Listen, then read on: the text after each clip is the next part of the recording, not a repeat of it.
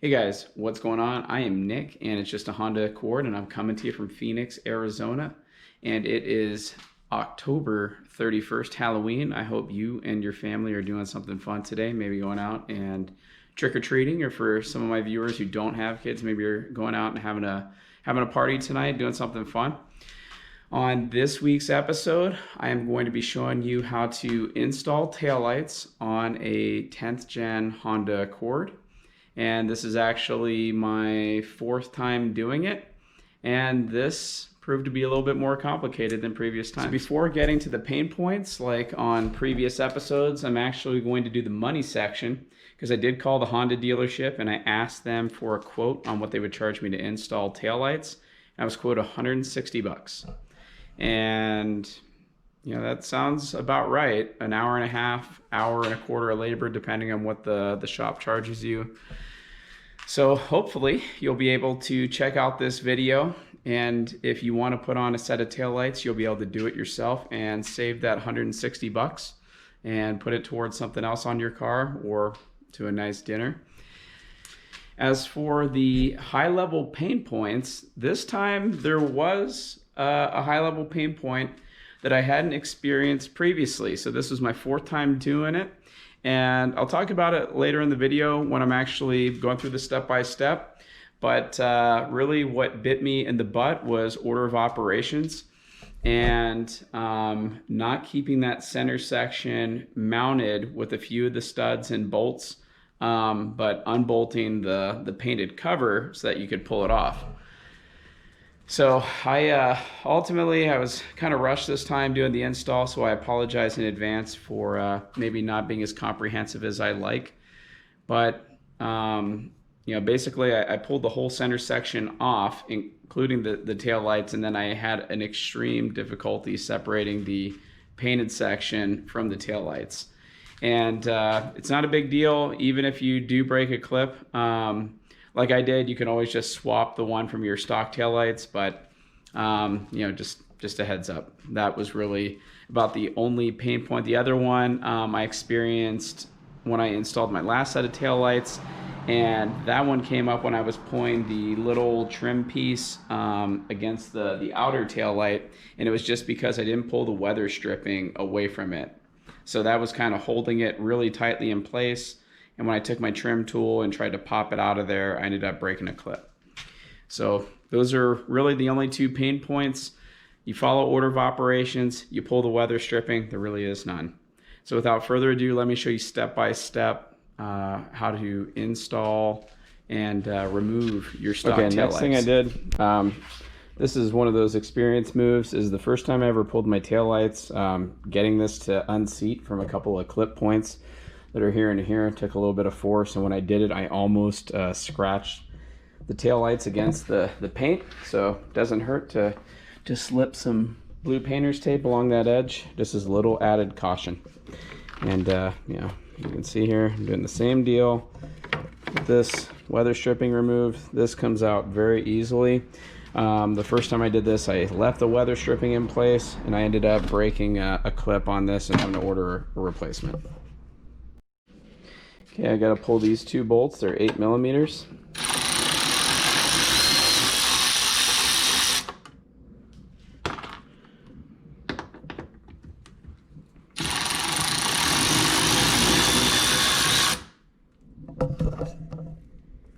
And don't want to drop it.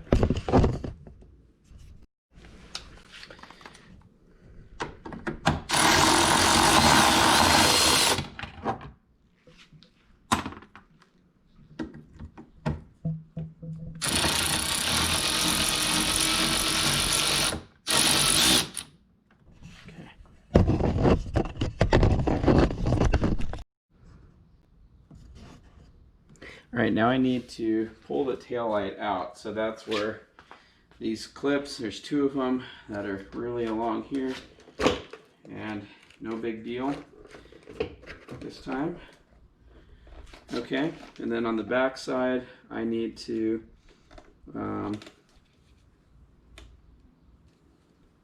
disconnect some plugs, and they're going to be proprietary for me a little bit since I'm running aftermarket taillights already, but it's going to be a matter of disconnecting plugs, and then you should be good. I need to set these down right quick.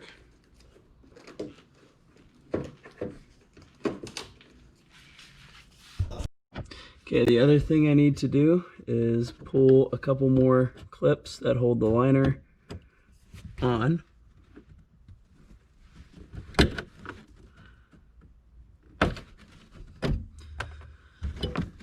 And there we go. Need to do the same thing over here.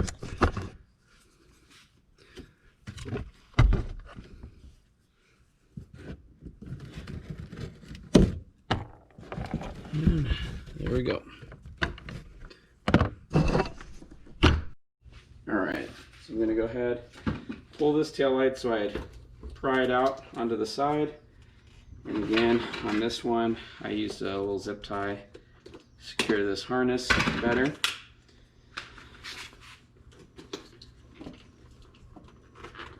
And oops. Disconnected the plug. And then set this back, and I need to disconnect this extra cable for the aftermarket tail. All right, I'm gonna start pulling some bolts here.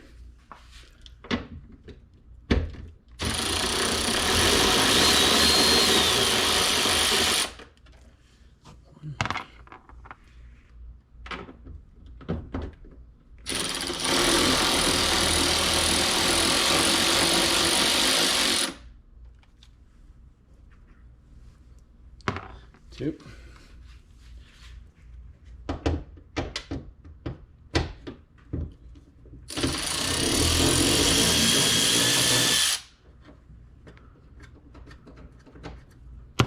Three.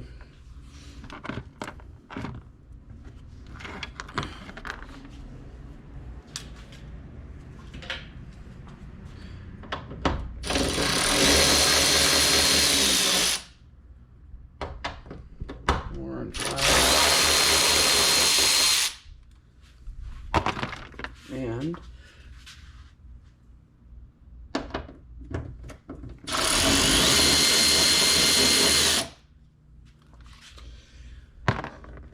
okay, get this screw out in the middle.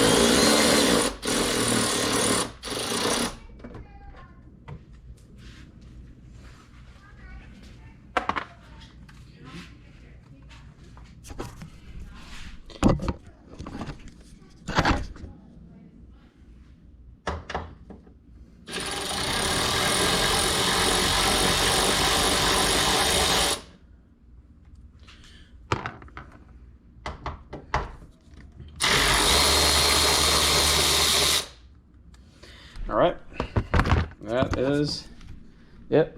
Pro tip, never a good idea to do an install when you have a rush. I totally forgot that you actually need to leave these two studs in and these two bolts in for you to be able to pull the trim off, because this basically is holding this in place. And this tab here is a pain to get off. You have to use some force, and you got to be careful. But if you unbolt all these, the whole assembly is going to come off and you're not going to be able to do it. So I ended up having to put the taillights back on, bolt them back up, put them back on, and then on the actual taillights, the bolt holes have a slider on them that you can slide over, because then I put the new ones on and the bolt holes weren't lining up, and it's because you got to slide them over. So anyways, that's what I got about. It's kind of hard to see, but the bolt holes don't line up. So you gotta push them and slide them over to the middle, and now they line up. Spec on these bowls, but just do wrist tight. Do not go hardcore on them. On very first set that I had, I ended up going too hard on the stud, and the stud snapped inside of the plastic. So just a heads up, be careful.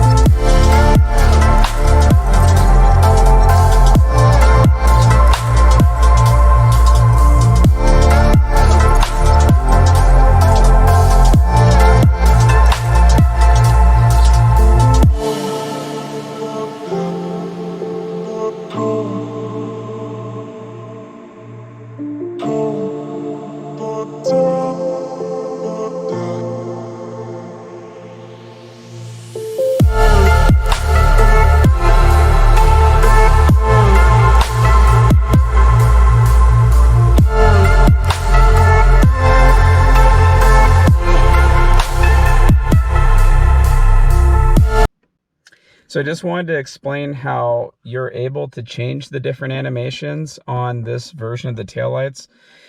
The process that I found worked best for me is I would actually start the car, get it running, and then I would have the headlight stock all the way in the off position like it currently is. And then I would put my foot on the brake and hold it. And then I would go on, off, and do it a third time. And then be looking in my rear view to see when the brake lights no longer were illuminated. And then I would let off the brake. And then what I would do is I would actually turn the stock all the way to the on position, get out of the car, and look and see what version of the animation do I have. And it took a little bit of trial and error doing it, because I tried doing it when the car wasn't running, when the car was just in the on position. I'm not sure, because I had several times that it didn't appear to work for me. And it's like when I didn't have the car running, it seemed like it wouldn't save the configuration maybe. I'm not sure. But I know definitively this process worked. So again, it's just start the car, get it running, put your foot on the brake, hold the brake, have the headlight switch in the off position, and then go on, off, on, off, on, off. And you'll be staring in your rear view or against the wall behind you and waiting till you see a decrease in brake light lighting up. And then you just let off the brake. Do not turn the car off. Turn it all the way to the on. Get out of the car, walk behind, and look at the animation, see if it's the one you want, or if you want to disable the animation. That's the process that I followed to change the animation so that you guys could see all the different flavors of it. So as far as the review goes, I think it's a toss-up between the V3s and the V2s, depending on what you like. If you're in the market to pick up a set of aftermarket taillights, it's probably going to be most likely down to those two choices. Those are the two most popular ones. The V2s, I think, are most similar to stock, but they're enough different that it's not like just throwing on another set of stock taillights on, kind of like the V5s. The V3s are a totally different style that I think flows with the car really well, unlike the V1s. And the V3s, for me, is my favorite taillight, and I really like all the different configuration options that are available with it. I like that you can change the two different startup animations. You can turn them off, you can turn them completely off, and it's relatively easy to do. Another thing that is paramount is that both of these taillights that I have now and previously had came in an all red option. And when it comes to tinting the brake lights on a car, it's not necessarily the best idea from a liability standpoint. And if you're like me and you have kids and a family riding in your car, the last thing you want to do is degrade safety functionality by putting on tinted taillights. So you might be wondering, I just did a video on the V2s and I only had them on for 6 months or so, and why would I switch to the V3 so quickly? At the time, the V2s were the only taillight I really liked aftermarket that was offered in red, and the V3s were only offered in smoked. So that made them prohibitive from me purchasing them. When they came out the all red option, I was the first one to sign up. So all in all, we'll see how it goes. The initial feedback I have is good. I've washed my car. I haven't had any condensation leaks. If I do, I'll circle back with some silicone or something. Not a big deal. But I'm not expecting any issues. I didn't have any problems with my V2s. Hopefully it's smooth sailing with the V3s.